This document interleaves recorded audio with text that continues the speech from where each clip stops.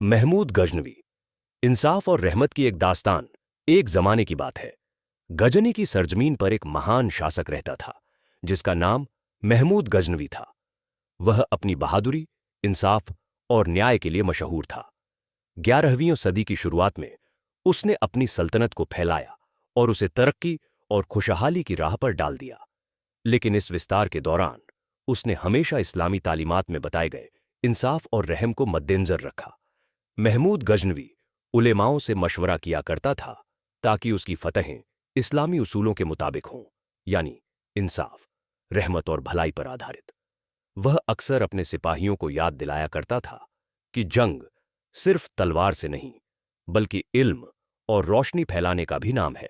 एक मुहिम के दौरान वह एक ऐसे गांव पहुंचा जो सख्त सर्दी के बाद गरीबी और परेशानियों का शिकार हो चुका था।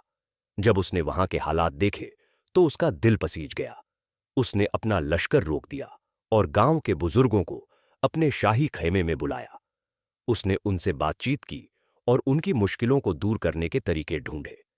सोने के सिक्के देने की बजाय उसने अपने सिपाहियों को हुक्म दिया कि गांव में सड़कें, स्कूल और कुएं बनाए जाएं ताकि लोगों की भलाई का पुख्ता इंतजाम हो सके।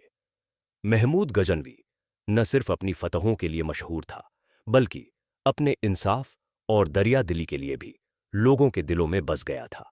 वह इबादत गुजार इंसान था, रोजे रखता, नमाजों में दुआ करता और अल्लाह से हिदायत मांगता कि उसके फैसले इंसाफ पर आधारित हों। उसकी जिंदगी हमें यह सिखाती है कि असली कगियादत वही है जो ताकत को रहमत और इंसाफ के साथ इस्तेमाल करे।